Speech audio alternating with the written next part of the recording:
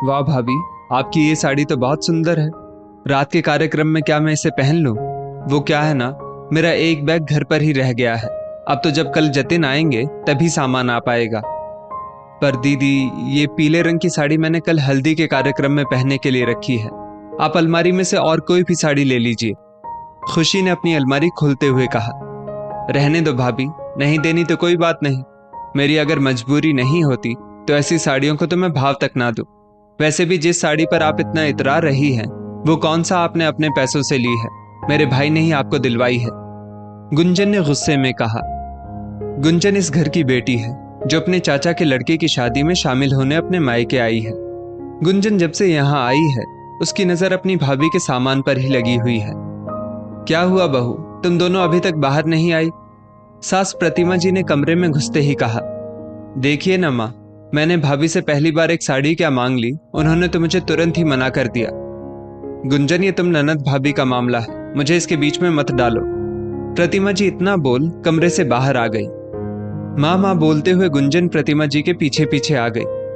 माँ, तुमने देखा भाभी कितना खर्च करती है। अभी साल भर भी नहीं हुआ उनकी शादी को और कम से कम 15 नई साड़ी और खरीद ली। अरे मेरे भी देवर और ननद की शादी हुई थी, पर मैंने तो अपनी शादी के कपड़ों में ही काम चला लिया था। और एक ये है, इन्हें हर रिवाज पर कपड़े नए ही चाहिए। गुंजन ने प्रतिमा जी के कान भरते हुए कहा। गुंजन, तुमने उसकी अलमारी क्यों खोलकर देखी? क्या माँ, अब अपने ही घर में चीजें छूने से पहले मुझे किसी की इजाजत लेनी पड़ेगी क्या?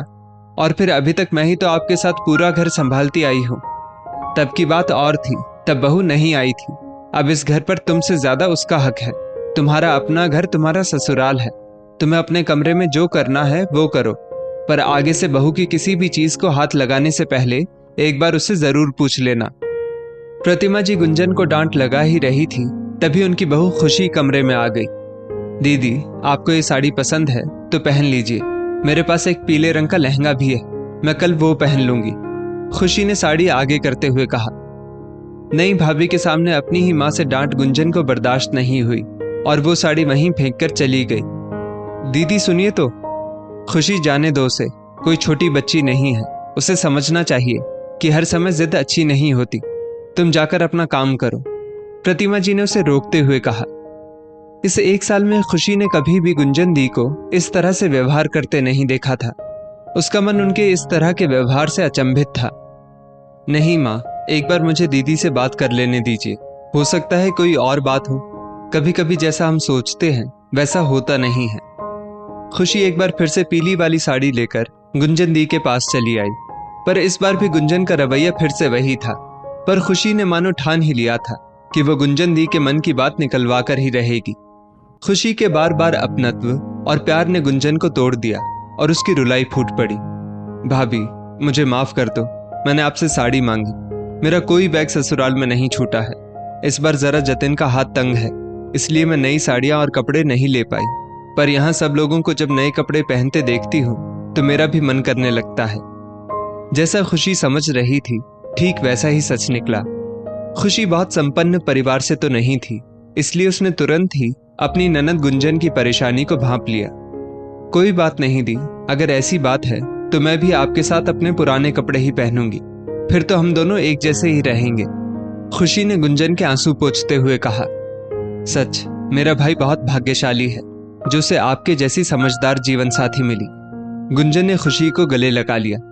भाग्यशाली तो मैं भी कम नहीं जो मुझे बड़ी बहन जैसी ननद मिली। चलिए, अब कार्यक्रम का समय हो रहा है, बाहर चलते हैं।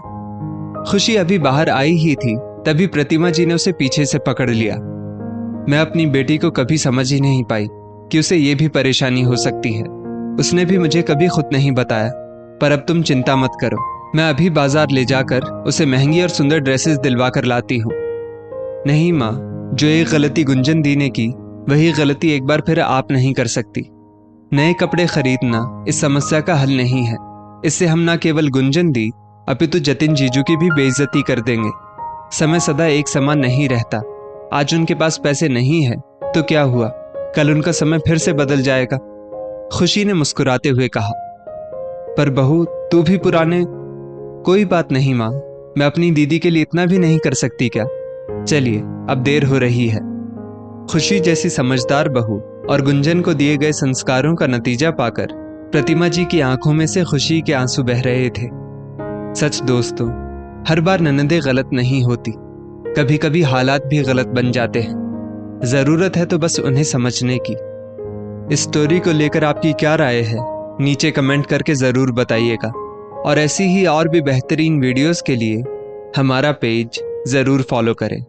धन्यवाद।